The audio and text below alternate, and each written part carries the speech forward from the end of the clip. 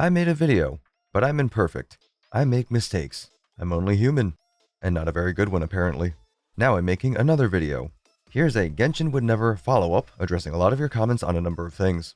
Before that, I have disclaimers. I'm speculating. I don't work for MiHoYo, I don't know how they operate, so much of what I say is a guess, and not necessarily a good one. My Genshin would never video was mostly the same. In fact, I didn't even agree with some of the points I made, which is kinda funny considering I said it. But the point of that video was to try to remain somewhat optimistic and to keep an open mind. So despite me disagreeing with what I said, the idea was to explore any possible reasons, not just the ones I thought were true. Another disclaimer, I like both Genshin and Star Rail. I made some points regarding one or the other, and I think some people understood it as an attack on their favorite game. And that wasn't the intention. Just because I'm comparing and contrasting things doesn't mean I'm saying one is good and the other is bad.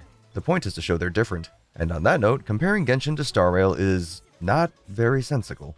The only reason I made the comparisons I did was to emphasize that they're not really comparable. I realize that's a funny thing to hear.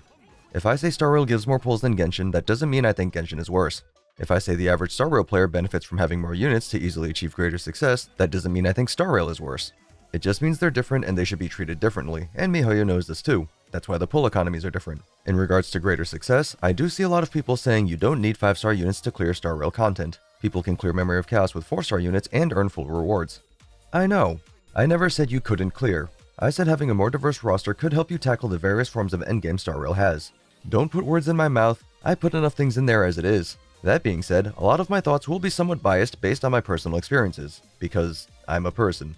And it's my video, I do what I want. Last disclaimer, I read through as many of these comments as I could, and I tried to respond to all of them, even if it was something as simple as a like or a heart.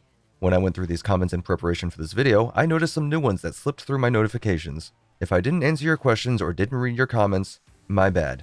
If I don't address your questions or comments in this video, it's either because I didn't see it or it overlaps with another comment that I will address, or I just don't have a good answer. That being said, if you have more questions, you can leave them in this video and I promise to try.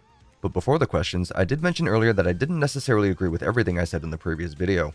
I do believe most things to be at least plausible, but perhaps not in its entirety, and I liberally apply benefit of the doubt, even if I'm thinking otherwise. It is not a good habit of mine, but going forward I'll probably continue to do the same. At least partially because I'm a deeply flawed individual and I low-key want to be taken advantage of. I'm kidding, don't do that, I have trouble saying no. If I were a game developer, I'd want to make the best game I could. You want artifact loadouts? You got it. Epitomize path for 4-star characters? Let me shake your wiener while I'm at it. Epitomize path tokens that carry over to the next banner? Daring today, aren't we? Skipping cutscenes? Okay, chill out, psychopath. That being said, MiHoYo's rich and I'm not. The example I posed in my old video was the quality of life update for multi-level maps. It takes time to implement, it has to work retroactively and proactively, and there are a lot of them. I'm glad a lot of you like that example because it's the only good one I could think of. There are some quality of life updates that we could have, but don't, for reasons. I just don't know what those reasons are. Why we don't have simple things like increased condensed resin cap or dark mode for loading screens, I couldn't tell you. Then there are some quality of life updates that are probably intentionally withheld, because Genshin either retains players better or earns more money without them. Regarding player retention, look at the auto-equip artifact system we have. You can do a quick configuration based on the game's recommendation, or a configuration based on the stats you want to prioritize. This is almost certainly more complicated than just saving a loadout slot.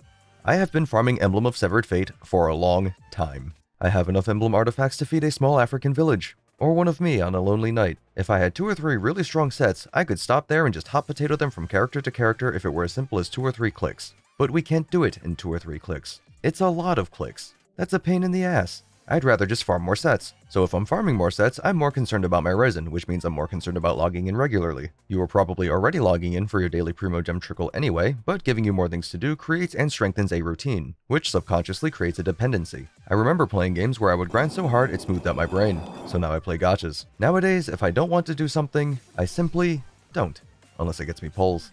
Epitomized path tokens are another example. We likely don't have a system like that for 4-star units because a lot of you gambling addicts will try to pull for those units on event banners where you don't want the 5-star unit. Then the 5-star unit shows up and people react like, oh no, how could I get Wanderer on Wanderer's banner? This outcome was truly unforeseen. Wanderer mains don't take this personally, I do like him a lot, but he surprised me early when I was trying for a copy of Farazan. This outcome was truly unforeseen. As an extra piece of info for you, any given 10 pull has about a 5.8% chance of grabbing you a 5-star unit before soft pity. That means you have a little over a 1 in 20 chance of getting an early 5-star. Do with this information what you will. If you're going for a specific 4-star unit on a banner, know that it's a trap. you have a 50% chance to get one of the 3 rate up 4-star units. That means if you're going for one unit in particular, assuming no guarantee, that's a little under a 17% chance that the 4-star you pull is the one you want. If you do have the guarantee, which only guarantees that you get one of the 3, not the one you're targeting, that's still only 33%. Odds are not in your favor, they're in miHoYo's. If they implement an epitomized path for 4-star characters, you have a hard limit where you can stop comfortably. This is even worse for 4-star weapons, for obvious reasons. If they added that character or weapon to the Star Glitter shop instead, it's likely the same situation where if you're already sitting on a cushion of currency, you may not be tempted to pull on the banner at all. Regarding 5-star weapons, that banner is also kind of a trap. Most free-to-play or low spenders avoid this banner in general, both before the epitomized path system and after. Some 5-star weapons are pretty strong, but none of them are required to push content in this game. With that in mind, people who are free-to-play or low spenders would likely still avoid the weapon banner, because there aren't too many cases where you would prefer to have a weapon when you could have a new character instead. The people that don't avoid this banner are the ones that usually know what they're getting themselves into. They were likely planning to go in with the epitomized path token system in mind. Either that, or they've truly embraced the gambling life. This transitions nicely into the first actual comment. You don't include the weapon banners for Star Rail. A lot of players' pulls go into those banners. Star Rail, instead of having a 50-50, has a 75-25 and doesn't have an epitomized pity system. Not to mention the Herta Shop weapons or light cones give free alternatives for free-to-play players. Genshin's weapon banner needs 240 pulls to guarantee a weapon, while Star Rail only needs 160. I'd like to know your reasoning behind why Star Rail is generous with such a merciful weapon banner compared to Genshin. First of all, Genshin's weapon banner is worse. It's technically also a 75-25, but that 75 is split between 2 weapons, so it's really a 37.5, 62.5 if you're only interested in one of the 2. But I know what you mean. Genshin's weapon banner is dog water, while Honkai Star Rail's looks pretty good in comparison.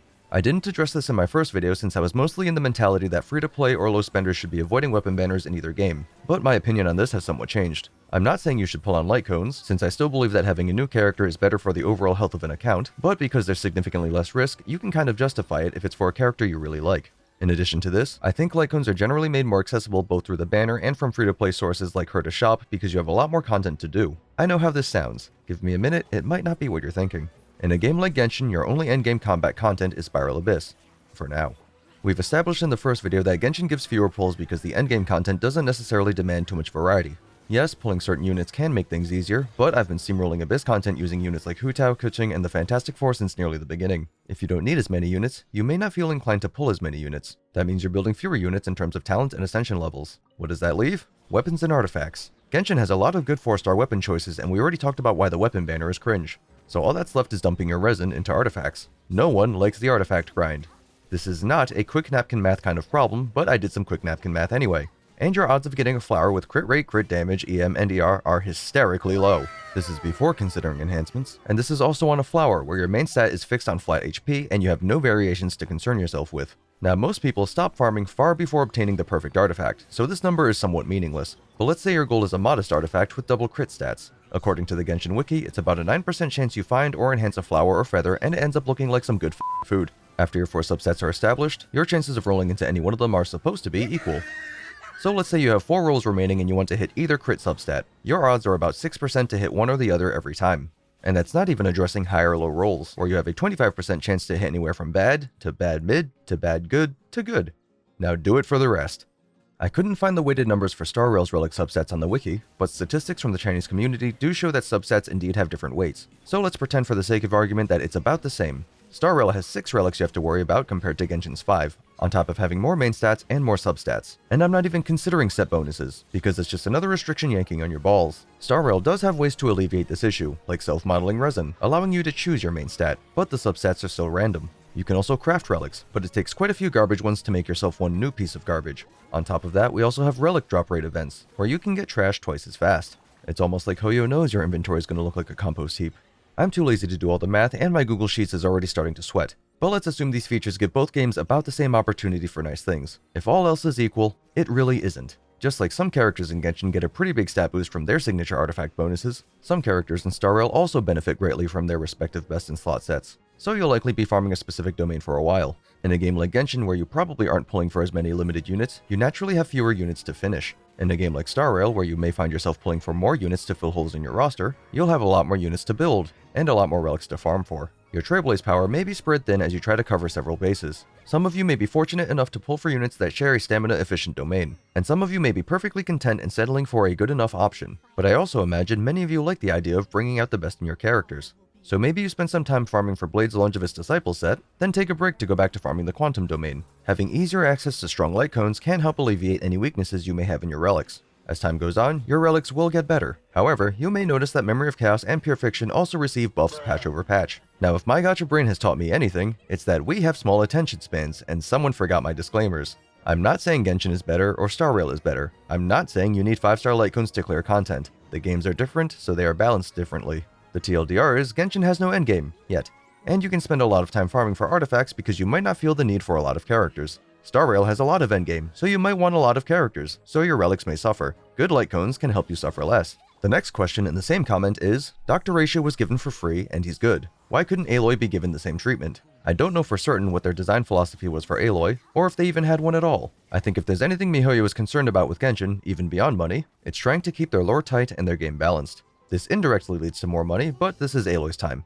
Aloy was released as a collaboration project for the game's release on PlayStation, and it seemed like she was released out of obligation instead of something the Genshin team wanted to do. I don't think she's actually meant to exist, since her motion values are low, the kit itself isn't particularly cohesive, and she has no presence in any kind of event or story outside of her birthday mail. Regarding Genshin's lore, I remember some people saying Aloy's a descender, and I'm pretty sure this wasn't MiHoYo's intention. Regarding her combat performance, the safest thing they could do from a balance perspective is to undertune her. From my understanding, the Genshin team was pretty new, so there's a decent chance they didn't have a specific direction they knew to take. You'll notice a lot of our 1.0 4-star units are pretty strong and remain strong to this day, partially because it's possible MiHoYo didn't necessarily know how to tune their characters, and partially because MiHoYo keeps doing my favorites dirty. If they create a strong unit, it's somewhat difficult to uncreate them, and it limits their design choices for future units. Avoiding power creep is kinda tough. The good news is Aloy has no constellations, so if they ever decide to go back and make her relevant, they could add a lot of power there. The bad news is, I don't think they will.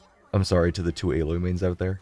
The next comment I see popping up a lot, Cai Haoyu is Genshin's producer. Apparently, when he left Honkai Impact, it became more generous, so I guess the assumption is if he leaves Genshin, Genshin will become more generous. I'm skeptical of this for a number of reasons. A game as big as Genshin probably doesn't have all of its rewards dictated by one person. I imagine they have a team of nerds trying to figure out the optimal freebies they can give without setting a precedent and hurting their future revenue. Of course, I don't know for sure, but the other thing is, apparently he's left Genshin as of about 7 months ago. I don't know about you, but I don't think I feel the generosity. So this comment, I'm kind of gonna nitpick, but I did want to bring it up because it opened my mind to another flaw in my analysis. I'm not gonna read out the whole thing, but I never said you couldn't brute force content. I mentioned how having a variety of characters can benefit someone tackling several forms of endgame, and I noticed you didn't mention Pure Fiction. But you get a pass because Zila and Jingyan are good for both of them. Regarding this next bit, you have Taser, Freeze, and Hyperbloom teams. Swap them. And use Xiangling, she's literally free. I play gacha games too. I get it. I don't like using my brain either. I kind of feel like you heard what you wanted to hear and ignored the rest. I mentioned you'll have the occasional hard counter. Unless you're playing a freeze team, you don't generally get that occasional hard counter twice in the same Abyss phase, and the existence of bad matchups doesn't negate the point I was trying to make. If you have 2 well-invested teams in Genshin, you can often bully your way through Spiral Abyss, assuming you know better than to use a Taser team against the Thunder Manifestation. If you have 2 well-invested teams in Star Rail, you can also bully your way through Memory of Chaos. As a Jingliu player, I know. As a Jingliu player, I also know she doesn't feel optimal for Pure Fiction. She works there, and it's enough to clear, but I've had better success in Pure Fiction building Herta, a unit I normally would have never touched had Pure Fiction not been a thing. But the entire reason I bring this up is because Genshin's early Spiral Abyss phases when the game was still new were a lot easier than they are now. It's pretty apparent that Star Rail's following the same kind of direction where Memory of Chaos and Pure Fiction will continue to be buffed patch over patch. Buffing Spiral Abyss, Memory of Chaos, and Pure Fiction makes sense since a player's investment over time will only continue to grow. In Genshin's case, I was able to clear Spiral Abyss pretty early on, and while I struggled at the start, it only grew easier, despite Spiral Abyss enemies receiving stat bumps along the way. This is partially due to equipment investment, constellations accrued over time, and the appearance of new team archetypes as more characters and sometimes elements get released. In my analysis, I claim that having a larger variety of characters could be beneficial, and while I still mostly find that to be the case, I can see situations where if you continue to invest in your favorite mains, you could get to a point where they can do it all, and you won't see any significant benefit from diversifying your roster. However, depending on how MiHoYo wants to scale future Memory of Chaos and Pure Fiction cycles, it could also go the other way. All of my Aventurine having buddies can't stop laughing at my Aventurine-less ass and saying how he's so much better than their other sustain options. I also understand that this Memory of Chaos cycle's boss doesn't really pull his punches. But on the topic of dropping fat stacks, let's talk cash. I don't generally like talking about money because it reminds me that I'm broke. I didn't mention it in my original video because if the solution to a problem was as simple as throwing money at it, MiHoYo could probably do it thousands of times over. I don't think money is their limiting factor. There are other limited resources, most notably people and time. Genshin maintains a relatively aggressive patch cycle. Every 40 days or so, we get new story, new events, new characters, and sometimes new regions. That's a lot of new things. If you want quality of life updates or new endgame content, it's unfortunately not as simple as throw more money at it. If you pay someone to change a light bulb, they could do it in a minute or two. If you pay 20 people to change a light bulb, it'll still probably get done in about a minute. It's a super simplified example, but the idea is that having too many people work on one thing at once can cause more complications than actually speed up the process, and eventually you hit a saturation point where having a larger team just ends up having idle hands instead of advancing the project. If MiHoYo was hasty in their project pipelines, there's a pretty decent chance that something they implement might literally be game-breaking. I've played live service games in the past where there were exploits so severe or bugs so devastating that servers had to be rolled back, and that's a generally pretty bad customer experience. And speaking of customer experience and money, MiHoYo does make some pretty odd decisions. If MiHoYo cares about profit so much, explain the Dehya situation.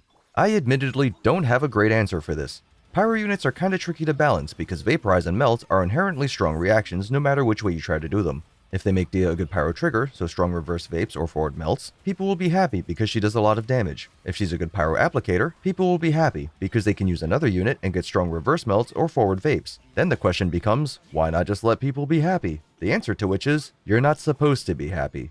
The phrase is, losing your 50-50. You're supposed to feel kinda bad when you lose your rate up unit, and this disappointment drives some people to spend money on top-ups so they can get their guarantee, which they now know they have. The question that naturally follows is, why not make her a good limited unit instead of putting her in standard banner jail? I don't know. My best guess is they had an idea for future units that Dehya would be able to complement well. If we look at our current sustaining pyro options, we have 3 shielders in Toma, Xinyan, and Yanfei at Constellation 4. Then we have 2 healers in the form of Bennett and Chevreuse. Chevreuse' heals are not overly impressive, and she locks you into Electro and Pyro parties. Bennett has no pyro application when he's off-field, except to yourself. Yanfei's shield is strong, but she also lacks off-field pyro application. Xinyan has off-field pyro app as long as her shield is up, but if the shield breaks, you lose it. Toma has a pretty good shield that refreshes itself without him being the active character, but it requires normal attacks. If you look at a character like Nouvelette, he can't really take advantage of some of their strengths that well.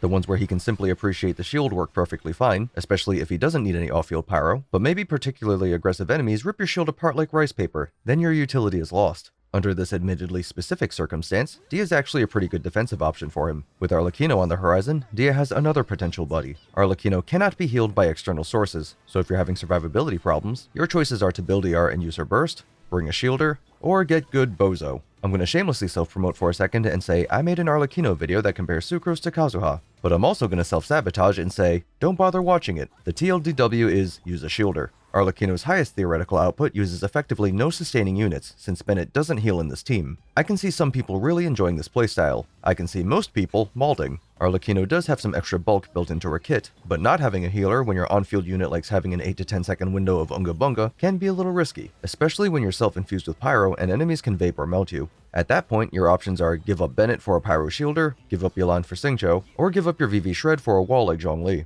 Xingqiu and Zhongli are often desired for a lot of different teams. If one of them is tagged into your Knave Rave, they've been stolen from the other side. But guess who isn't in high demand? Let's get it on! Or hardly demand at all, and also frees up Bennett. Giving up Bennett is a huge drop in attack, but you could do it. Slotting in any of the other shielders can work with varying levels of efficiency, but Dehya's pyro application is generally not frequent enough to steal vaporizes like Toma's can. She's not reliant on using her burst from a pure utility perspective, and you don't have to worry about Dehya's shield breaking because it's not a shield, it's a buff for the duration. That being said, these are very specific use cases for Dehya and they're few and far between, so the only other thing I can think of behind her design philosophy was to fill a hole in the standard banner. It's still kinda weird we don't have a 5-star Geo unit in there, but ignoring that, we have characters that are designed like DPS units, we have a character designed for debuffing, we have 2 focused on healing, but prior to Dehya, we had no one that could provide resistance to interruption. Now we do. The video's getting kinda long and my attention span doesn't have the Ascension materials to support this length, so the last topic I want to cover is this. I don't mean to say I told you so, but as a gacha player, I love free things. Speaking of free things, if you want to give me ideas or topics to cover in future videos, let me know. I try to read all of the comments, but if I missed yours, don't feel bad. It wasn't on purpose, probably. I will try to answer your comments to the best of my ability, but if I find particularly good questions or something that changes my opinion, I may bring it up in a future video if I think people might benefit from the thought. So now, the end is near. Thanks for watching. Or maybe not. Maybe you skipped to the end looking for a TLDR. It's okay. I wouldn't want to listen to me either. But I did want to take a minute to say, thanks for the support. I'm a little simple. By extension, I'm also kinda dumb. So when people like my dumb humor, my brain makes fun chemicals. On the topic of fun chemicals, Arlecchino and patch 4.6 are coming out, so there's a possibility my next video takes a while cause I'll be busy being a degenerate. The last video, I said there'd be a haiku. Thanks, channel members. Really, thank you to Lazarus Valerian, Starlight, and Yeehaw. Would you look at that?